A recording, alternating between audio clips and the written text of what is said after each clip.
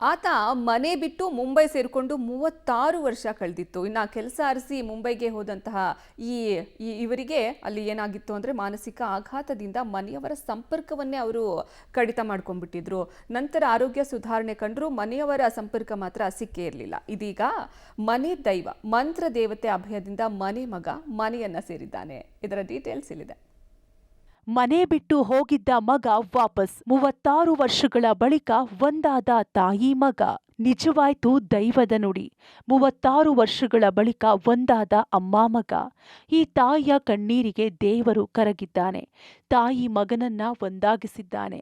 ಇದು ಮನೆ ದೈವ ಮಂತ್ರ ದೇವತೆ ಪವಾಡ ಅಂತ ಮನೆಯವರು ಅಚ್ಚರಿಗೊಂಡಿದ್ದಾರೆ. ದಕ್ಷಿಣ ಕನ್ನಡ ಜಿಲ್ಲೆಯ ಮೂಡಬಿದ್ರೆಯ ಇರುವೈಲು ಗ್ರಾಮದ ಸಂಕಪ್ಪ ಹಾಗೂ ಗೋಪಿ ದಂಪತಿಯ ಹಿರಿಯ ಪುತ್ರ ಚಂದ್ರಶೇಖರ್ ತಮ್ಮ 24ನೇ ವಯಸ್ಸಿನಲ್ಲಿ ಉದ್ಯೋಗ ಅರಸಿ ಮುಂಬೈನತ್ತ ತೆರಳಿದ್ರು. ಆ ಬಳಿಕ ಕೆಲ ತಿಂಗಳು ಮನೆಯವರೊಂದಿಗೆ ಸಂಪರ್ಕದಲ್ಲಿದ್ರು. ನಂತರ ಸಂಪರ್ಕ ಕಡಿದುಕೊಂಡು ಎಲ್ಲಿದ್ದಾರೆಂದು ಪತ್ತೆಯೇ ಇರಲಿಲ್ಲ. ಮಾನಸಿಕ ಆಘಾತಗೊಂಡಿದ್ದ ಬಳಿಕ ದೇವಸ್ಥಾನ, ಮಠ, ಮಂದಿರಗಳಲ್ಲಿ ದಿನ ಕಳೆಯುತ್ತಿದ್ದರಂತೆ.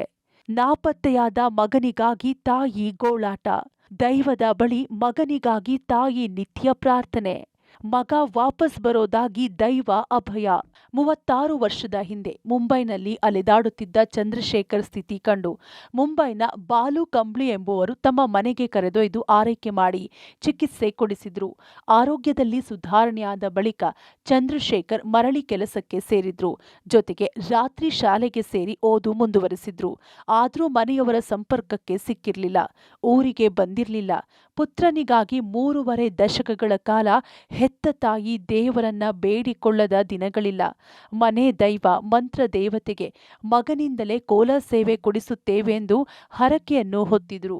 ಬಳಿಕ ಮನೆಯಲ್ಲಿ ನಡೆದ ಮಂತ್ರ ದೇವತೆ ದೈವದ ದರ್ಶನ ವೇಳೆ ಆತ ಜೀವಂತವಾಗಿ ಇದ್ದಾನೆ ಅಂತ ಅಭಯ ನೀಡಿತ್ತು.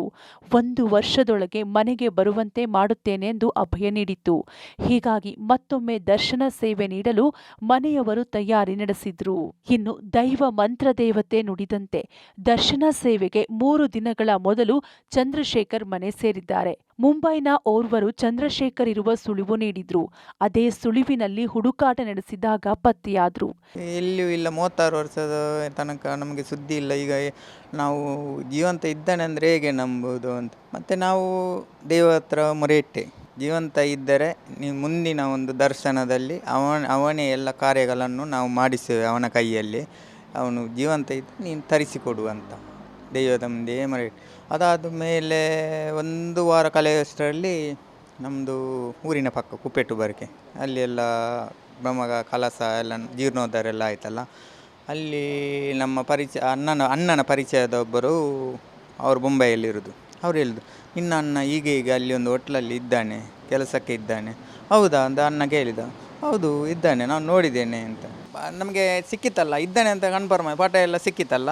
ನೆಕ್ಸ್ಟ್ ದರ್ಶನಕ್ಕೆ ನಾವು ದಿನ ಇಟ್ಟು 29ಕ್ಕೆ ಮೇ 29ಕ್ಕೆ ದಿನ ಆಯಿತು. ಆಮೇಲೆ ದೈವಗೆ ವಾಪಸ್ ಕೈ ಮುಗಿದೆವು. ನೀನು ತರಿಸಿದೆ ತರಿಸು, ಇಲ್ಲದೆ ನಾವು ಇಲ್ಲಿಗೆ ಬಿಡುತ್ತೇವೆ, ನಮ್ಮಿಂದ ಅವನನ್ನು ಕರ್ಕೊಂಡು ಬರಲಿಕ್ಕೆ ಸಾಧ್ಯ ಇಲ್ಲ ಅಂತ ನಾವು ಇದು ಮಾಡಿ ಹಾಗೂ 2 ದಿನದಲ್ಲಿ ದರ್ಶನಕ್ಕೆ 2 ದಿನ ಇರುವಾಗ ಅವನು ದನಿಯವರೆಲ್ಲ ಸೇರಿ ಅವನನ್ನು ಬಸ್ಸಲ್ಲಿ ಕೂತ್ಕೊಂಡು ಮೂಡುಬಿದ್ರೆಗೆ ಕಳಿಸಿಕೊಟ್ರು. ಮೂಡುಬಿದ್ರೆಗೆ ಅಣ್ಣ ಹೋಗಿ ಮನೆಗೆ ಕರ್ಕೊಂಡು ಬಂದ. ಇದೀಗ ಚಂದ್ರಶೇಖರ್ ತಾಯಿಗೆ 80 ವರ್ಷ ದಾಟಿದೆ. ಜೀವನದ ಇಳಿ ವಯಸ್ಸಿನಲ್ಲಿ ಮಗ ಮನೆ ಸೇರಿದು ಕಂಡು ತಾಯಿಯ ಸಂತೋಷಕ್ಕೆ ಪಾರವೇ ಇಲ್ಲವಾಗಿದೆ. ಇದು ಮನೆ ದೈವ ಮಂತ್ರ ದೇವತೆಯಿಂದಲೇ ಸಾಧ್ಯ ಆಯಿತು ಅನ್ನೋದು ಮನೆಯವರ ನಂಬಿಕೆ. Sukhpal Polali, public TV, Mangaluru.